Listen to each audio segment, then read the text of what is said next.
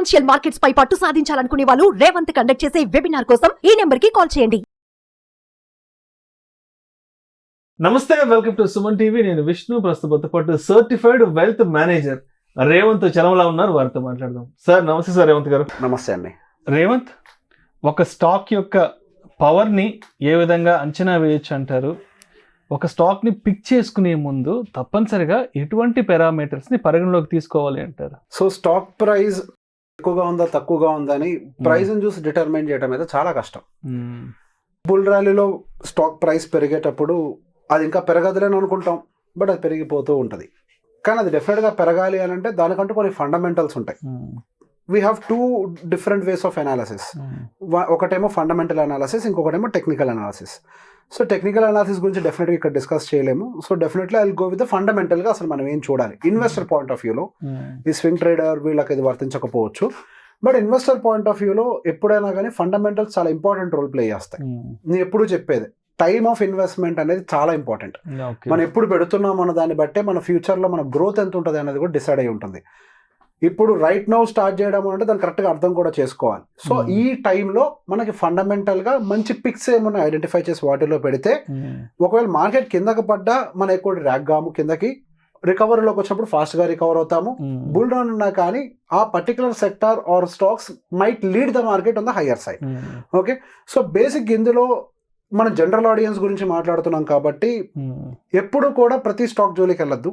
I prefer 250 stocks, అంటే 100 large cap and next 150 mid cap. ఈ 250 stocks మనకు చాలు కదా. మార్కెట్లో ఎన్ని ఉన్నాయి మనకు అనవసరం, మార్కెట్లో చాలా ఉంటాయి. సో ఇక్కడ మనం టాప్ 250 తీసుకోవడానికి గల కారణం ఏంటి? వాళ్ళ యొక్క పర్ఫార్మెన్స్ ప్రీవియస్గా అంతా స్ట్రాంగ్గా ఉండబట్టి వాళ్ళు టాప్లో ఉన్నారు. They are consistently delivering it. So బేసిక్గా మనం 250లో నుంచి స్క్రీనింగ్ చేసుకోవాలి. అదర్ స్టాక్స్ జోలికి వెళ్ళటం అనేది there is no point, because we don't have time other వాటి గురించి ఇంటర్నల్గా ట్రాక్ చేయడానికి. సో మార్కెట్ క్యాపిటలైజేషన్ పరంగా మనం టాప్ 250 పిక్ చేద్దాం. అండ్ ఆ తర్వాత వాటి యొక్క TTM-PE అంటే ఇయర్లీ యావరేజ్ PE అని అంటాం, వాటిని 12 months యావరేజ్తో తీసుకుంటాం. సో TTM-PE ఇండస్ట్రీ యావరేజ్తో కంపేర్ చేస్తే దాని మీడియన్ ఆర్ బిలో ఉండాలి.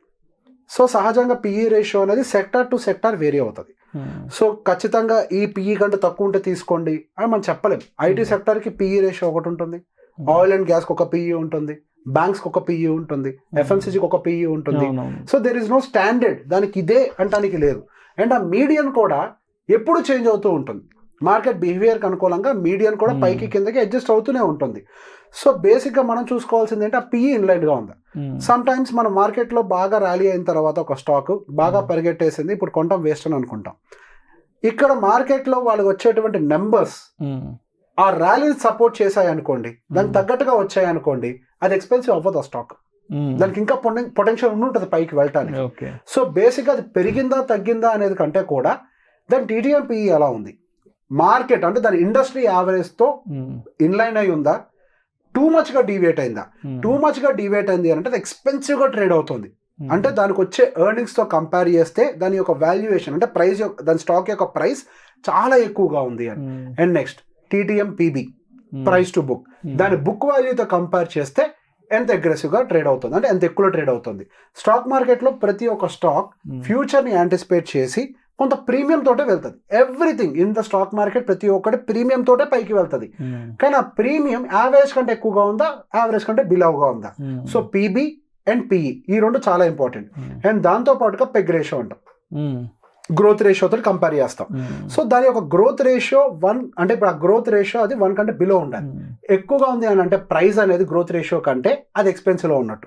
సో బేసిక్గా ఈ 3 బేసిక్ ఫండమెంటల్స్. ఇప్పుడు ఫస్ట్ ఏం చేసాం, మార్కెట్ క్యాపిటలైజేషన్ నుంచి స్క్రీనింగ్ మొదలు పెట్టాం. అండ్ నెక్స్ట్ ఏం చేసాం, if you have good knowledge sectors కూడా ఐడెంటిఫై చేయండి. నెక్స్ట్ పొటెన్షియల్ సెక్టార్స్ ఏంటి, మైక్రో మ్యాక్రో లెవెల్ ఎకనామిక్ ప్రకారం ఇంకొద్దిగా స్క్రీన్ అయిపోతాయి మీకు. IT బాగుంటుంది, ప్రైవేట్ బ్యాంకింగ్ బాగుంటుంది, ఇంకొద్దిగా షార్ట్ లిస్ట్ దొరుకుతుంది. ఆ షార్ట్ లిస్ట్ అయిన వాటిల్లో నుంచి TTM-PE, PB, PEG ఈ రేషియోస్, ఈ 3 రేషియోస్ ని కంపేర్ చేసుకున్నారు అని అంటే మీకు ఇంకొద్దిగా షార్ట్ లిస్ట్ అయిపోతాయి స్టాక్స్ అన్ని. ఆ షార్ట్ లిస్ట్ అయిపోయిన వాటిల్లో నుంచి మేజర్ గా నెక్స్ట్ మనకి DIS అండ్ FIS ఇన్ఫ్లోస్ ఎలా ఉన్నాయి. వాళ్ళు ఇన్ఫ్లోస్ అంటే వాళ్ళు ఇన్ఫ్లోస్ అవుట్ఫ్లోస్ ఏమైనా చేస్తున్నారా, ఇన్స్టిట్యూషన్స్ పర్టికులర్గా. ఎందుకు దేన్నైనా మూవ్ చేసే కెపాసిటీ ఎవరికి ఉంటుంది? బిగ్ ప్లేయర్స్కి. పెద్ద డబ్బులు పెట్టగలిగేది వాళ్ళు, రీటైలర్స్ మనం కొద్దిగా పెడతాం. But big players will pump money into the market directly. పెద్ద చంక్ ఆఫ్ మనీని పంప్ చేస్తూ ఉంటారు. సో వాళ్ళ షేర్ హోల్డింగ్ ప్యాటర్న్ ఎలా ఉంది, సో వాళ్ళది ఎందుకు గమనించాలి? మనతో పోలిస్తే వాళ్ళు ఇంకా బెటర్ రీసెర్చ్ చేస్తూ ఉంటారు. వాళ్ళకు మంచి టీం ఉంటుంది, వాళ్ళు రీసెర్చ్ని కూడా బెటర్గా చేస్తూ ఉంటారు. వాళ్ళ షేర్ హోల్డింగ్ ప్యాటర్న్ తగ్గుతూ వస్తుంది అని అంటే ఫండమెంటల్గా దాంట్లో ఇంకేదో వీక్నెస్ ఉంది. మేబీ అది మన కంటికి కనిపించట్లేదు. జస్ట్ లైక్ హెల్త్ స్కాన్ చేస్తాం, నాడి పట్టుకుంటే కొంతవరకే తెలుస్తుంది. అదే స్కాన్ చేస్తే సో ఆ స్కానింగ్ టూల్ మన దగ్గర లేదు, మన దగ్గర అంత రిసోర్సెస్ లేవు. బట్ ఆ స్కానింగ్ టూల్స్ అనేవి ఇన్స్టిట్యూషన్స్ దగ్గర ఉంటాయి. వాళ్ళిద్దరూ కూడా ఆఫ్లోడ్ చేసుకుంటూ వస్తూ ఉంటే వాళ్ళకి ఎగనెస్ట్ గా మనం ఎంటర్ అవుతున్నాము అని అంటే it could be a bad sign. We might not have scanned yet అందులో ఉన్న ప్రాబ్లం ఏంటి అనేది, అంతే. సో వాళ్ళ షేర్ హోల్డింగ్ ప్యాటర్న్ చూడాలి. Promoter share holding pattern is very important. Promoter share holding pattern ప్రకారం కూడా వాళ్ళు తగ్గించుకుంటూ వస్తున్నారు అని అంటే జనాల మీద భారం వస్తున్నారని చాలా మంది అదే చేస్తారు. స్లోగా ఇప్పుడు ఏదైనా కంపెనీలో ఇష్యూ వస్తుంది అని అంటే వాళ్ళ షేర్ హోల్డింగ్ ప్యాటర్న్ మనకు అర్థం కాకుండా రెడ్యూస్ చేసుకుంటూ వస్తారు. సహజంగా మనం దాన్ని గమనించాం. నేను ఇంతకుముందు కేఫ్ కాఫీ డే విషయంలో మనకు వీడియో చేసినప్పుడు డీటెయిల్డ్ గా దాని షేర్ హోల్డింగ్ ప్యాటర్న్ ఎలా మారుతూ వచ్చింది అనేది చెప్పాను. ఆల్మోస్ట్ నియర్ టు 50% నుంచి ఇప్పుడు 4%, 5% కానీ పడిపోయిందేమో. ఇంతకుముందు మనం మాట్లాడినప్పుడు 8% ఉందనుకుంటా ప్రమోటర్ షేర్ హోల్డింగ్. ఎక్కడి నుంచి ఎక్కడికి వచ్చేసింది అది? సో ఆ టైంలో ఏం జరిగింది? ఈ షేర్ హోల్డింగ్ అంతా ఎవరు తీసుకెళ్లిపోయారు అంటే రీటైలర్స్ తీసుకెళ్లిపోయారు. యాక్చువల్గా ఓనర్ రిస్క్ తగ్గించుకున్నారు, ఆ రిస్క్ అంతా ఎవరు క్యారీ చేస్తున్నారు అంటే రీటైలర్. అండ్ నెక్స్ట్ పెరుగుద్దా తగ్గుద్దా పక్కన పెట్టండి, అసలు ప్రమోటర్కే కాన్ఫిడెన్స్ లేని పరిస్థితులు. Why share holder should take it? I mean retailer ఎందుకు దాని రిస్క్ క్యారీ చేయాలి? ప్రమోటర్ అంటే అది మన వాళ్ళ లీడర్షిప్ని డిటర్మైన్ చేస్తుంది. వాళ్ళు స్ట్రాంగ్గా ఉన్నారా? ఇప్పుడు ఎవరికైతే షేర్ హోల్డింగ్ ఎక్కువగా ఉంటుందో వాళ్ళు డెడికేషన్తో పనిచేస్తారు.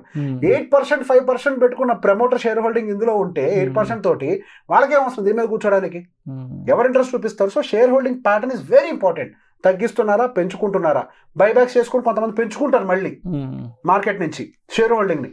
So this indicates the quality of the leadership of their company.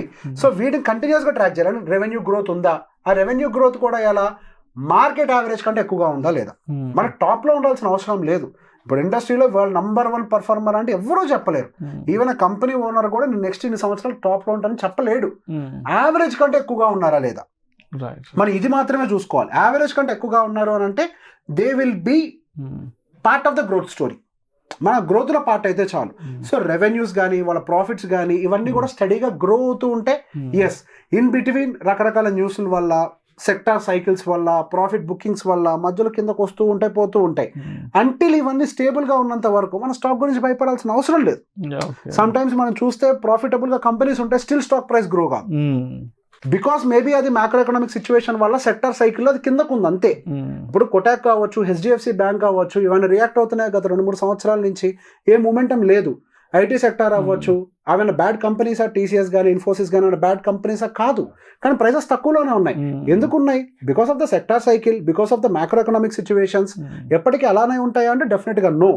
అట్లాంటి టైంలో మనకి వాల్యుయేషన్స్ అన్ని బాగున్నాయి, వాళ్ళ ప్రాఫిట్స్ అన్ని బాగానే ఉన్నాయి అనుకున్నప్పుడు ఎస్ వీ కెన్ పిక్. పెరుగుతున్న దాని వెనక అలా పరిగెట్టడం అవసరం లేదు. ఆల్రెడీ పెరిగింది ఇక పెరగదు అని కూడా కాదు. అంటిల్ అన్లెస్ ఫండమెంటల్స్ ఇవన్నీ ఇన్లైన్ అయినంత వరకు మన ఇన్వెస్ట్మెంట్స్ కూడా సేఫ్ గానే ఉంటాయి. అండ్ పెట్టుబడి పెట్టిన తర్వాత అగైన్ అందరూ చాలా మంది రీటైలర్స్ పెడుతూ ఉంటారు. This is my serious advice. If you can't track, don't invest.